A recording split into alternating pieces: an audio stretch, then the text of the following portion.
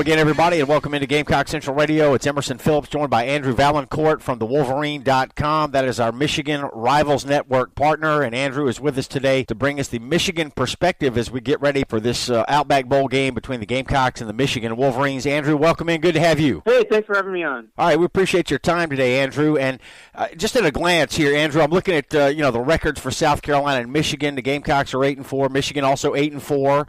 South Carolina 5-3 in the SEC this year. Michigan 5-4 in the Big Ten. And at a glance, Andrew, I'm looking at two teams that, at least on paper, seem to be very similar to me. You know, the Gamecocks really haven't beaten anybody this year, and I think the same could be said for Michigan. In fact, the two biggest wins for these two teams this year appear to be the season opening wins. South Carolina beat NC State in a neutral site game in Charlotte, and Michigan beat Florida to open the season as well, another neutral site ball game. But outside of that, the best teams that these two teams have faced, they both lost. You know, South Carolina losing to Georgia and Clemson late in the year. Both those teams are in the college football playoff.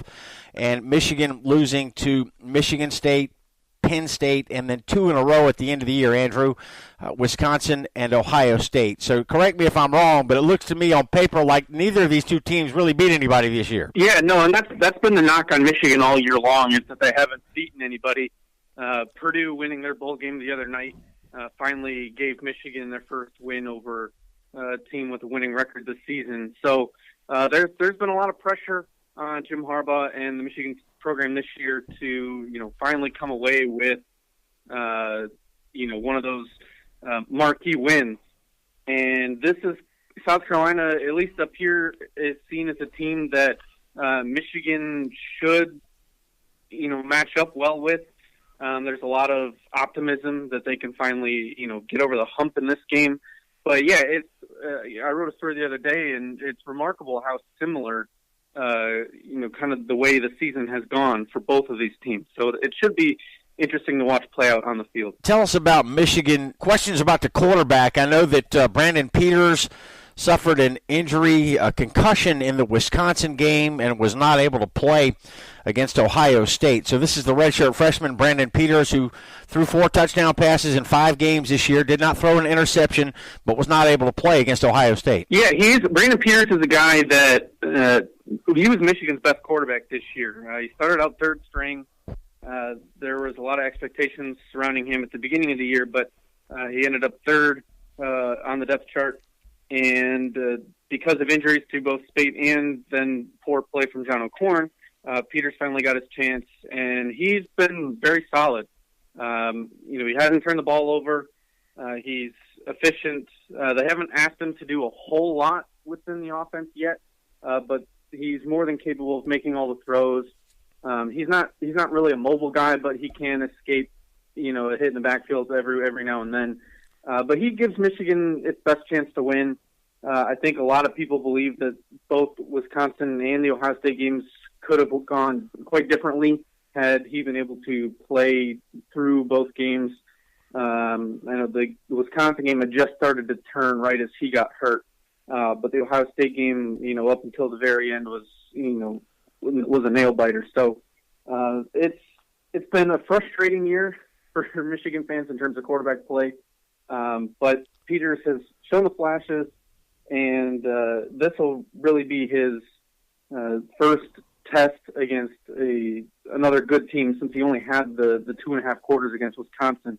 Most of his other starts came against subpar teams within the Big Ten. Okay. So it'll be a big challenge for him. Talking with Andrew Vailliencourt here from the Wolverine.com. And Andrew, I was reading on the Wolverine.com before we started the podcast today that Jim Harbaugh has challenged Brandon Peters to kind of seize control of the offense here and take this job by the throat. And by all accounts, Harbaugh seems to think that Peters is doing that in the bowl practices, heading into the Outback Bowl. So a lot of encouragement surrounding Brandon Peters. Looks like he's healthy and he's ready to go for the Outback Bowl. And the addition of Shea Patterson, the transfer from Ole Miss, may have lit a little bit of fire under him, it sounds like. Yeah, I think that's exactly the case. Because Brandon Peters is a very competitive guy, and Shea Patterson obviously is bringing a lot of hype, there's a lot of potential there, and I think there's going to be a really good competition in the spring. assuming that Patterson is able to play right away. Both Michigan and Patterson's camp are both very optimistic that that's going to happen, and it's going to be quite the battle. But yeah, Peters had he at first said that it didn't really bother him much. He didn't care so much about it. But then the other day he came out again and was like, what, that did kind of light a fire under me. It's nobody comes into my house to take my job. That kind of mindset, which is nice to see from the quarterbacks, and it's going to be a battle going forward. All right, so on paper, again, neither South Carolina nor Michigan very strong offensively, Andrew. The Gamecocks were 98th in the nation in scoring at 24 points a game. Michigan tied for 86th in the country at 26 points a game. And it's the Michigan defense that really has been the strength of that football team this year. Let's start there. Let's talk about the Michigan defense, and that front seven seems to be pretty nasty, Andrew. Yeah, the front seven is one of the best in the country.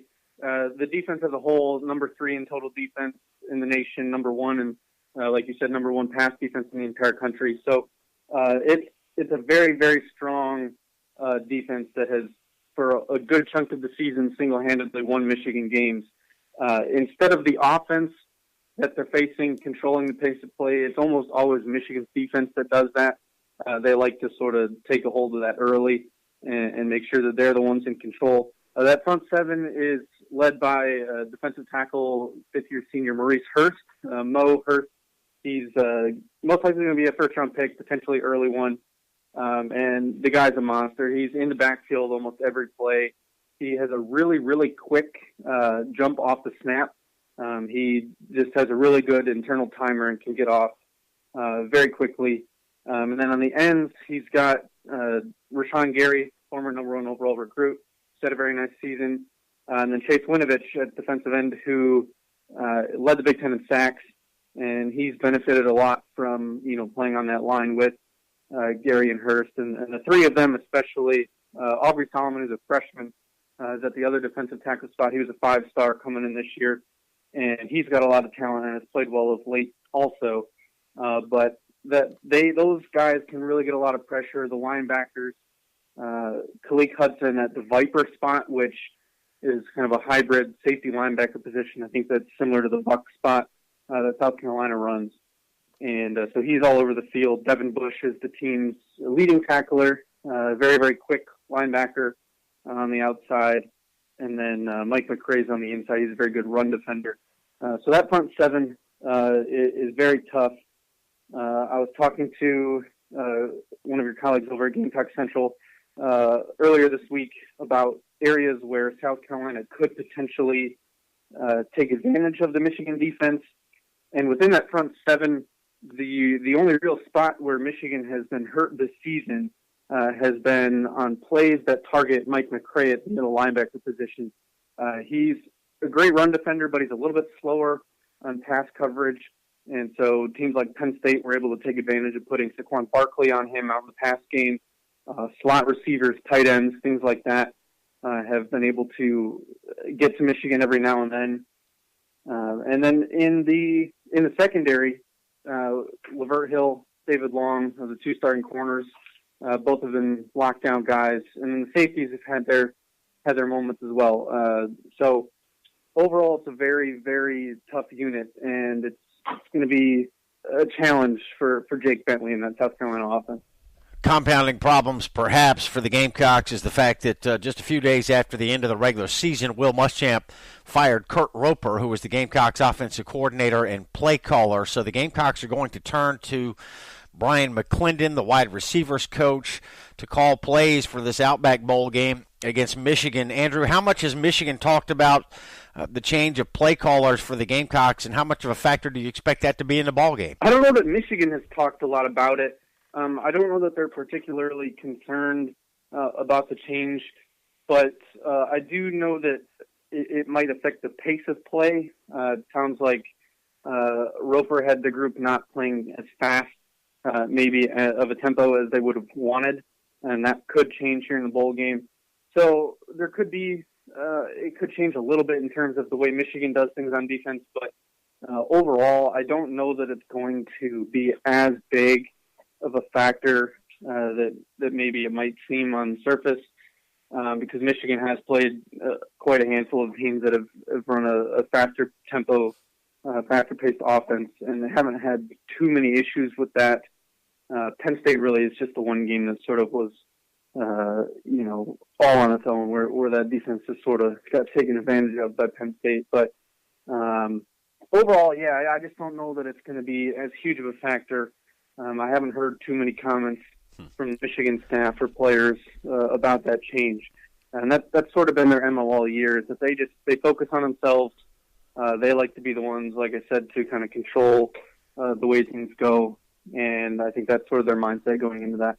Andrew, we've talked extensively about the quarterback position for Michigan and Brandon Peters, but the Michigan rushing attack, very strong all year. Michigan number 3 in the Big Ten in rushing this year, led by Karan Higdon, who was just 71 yards short of 1,000 for the season. So, does Michigan look to throw the ball more with Peters healthy, particularly if he's had a good bowl camp and, some good practices heading into the bowl game? Does the offensive strategy or play calling for Michigan at all seem to change in any way, or will this be a run-first football team in the Outback Bowl? It's going to be a run-first football team, but I would expect it to be a little bit more balanced than maybe it has been during the few games that Peters was starting earlier in the season.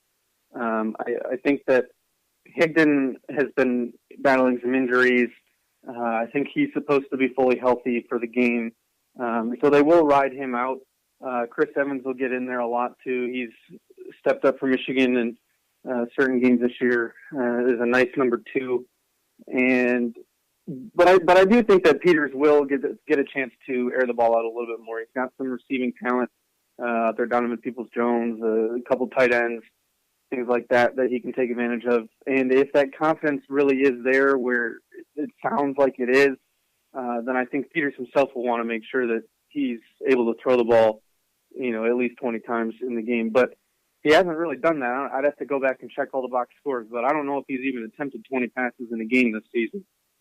So they do like to lean heavily on the run this season, which has made sense given the quarterback play overall. Michigan, a 7.5-point favorite as we record here on Friday, December the 29th, and we got a noon kickoff on ESPN2 in the Outback Bowl, South Carolina and Michigan coming up on Monday on New Year's Day. Andrew, talk about the importance of winning this game for Michigan just to build some momentum going into next year. This is Harbaugh's 3rd year, and Michigan, was 8-2, but then they lost the last 2 games of the season, and I have to feel like that was very deflating for not only the football program but for the fan base as well. So talk about the importance of reestablishing some momentum going into next year. Yeah, it's crucial for Michigan to come away with a win and get that next year started off strong, and mainly because so much of this team is coming back. Michigan's only losing a couple starters next year. And in fact, I can only think of 4 total on either side of the ball off the top of my head. And it's crucial because this year was just so up and down. There's that whole thing of not being a team with a winning record, which I guess now they technically have, but it's obviously a little bit different when you're talking about regular season versus, they finished 7-6 because of a bowl win. So South Carolina is a team that, they're not a pushover. They're a team that is going to, pose a challenge and would be looked at as a nice win. And I think that would give a lot of confidence to them. It would, it'd be a boost for Jim Harbaugh, who's had to deal with lately now the losing records against his rivals in Ohio State and Michigan State. So it would do a lot. It's just something you don't want to add another loss to the fire at this stage in the game. Winning seems to solve everything. So it is a big game, despite what people may say. Andrew, how much has this season, and particularly the 2 losses at the end of the year, hurt Jim Harbaugh? Is he still very popular among the Michigan fan base? Yeah, he's still wildly popular. He's not going anywhere. But there is some pressure that's started to build up. The honeymoon phase that was going on for the first 2.25 years, I think that started to fade a little bit. But I think that fans still recognize that he gives Michigan the best chance to win, that there were certain things stacked against him this season, whether it be how young the team was or certain aspects within the schedule or things like that. But he's he's getting more flack from, I guess you could say, the national media or radio, talk radio, things like that, for not winning. And Mark Antonio up at Michigan State having the success that he is this season is obviously kind of making that the pressure on Harbaugh come out a little bit more. So there is some pressure there. It's not quite as, it's not quite the same love affair that it was at first, but he's still very popular. And I think that there are very, very high expectations for next season. And it's that if things don't go Michigan's way next year, that's when things, I think, will start to heat up a little bit more with fans being unhappy. All right, should be a good matchup here, South Carolina and Michigan. I know the Gamecocks are very excited for the opportunity to play a quality opponent like Michigan from the Big Ten and really get a springboard into next year. I think 9 wins will be a huge accomplishment for South Carolina if they can get there. But again, Michigan is a 7.5-point favorite heading into this Outback Bowl game. And our guest today has been Andrew Vailliencourt with the Wolverine.com. That's our Rivals Network partner covering the Michigan Wolverines. Andrew, thanks very much for your time and your insight. Good to have you today. Thank you. All right, thank you. Thanks for having me on. All right, that's Andrew Vailliencourt from the Wolverine.com, and I'm Emerson Phillips, and this is Gamecock Central Radio. Thanks for joining us, and Happy New Year.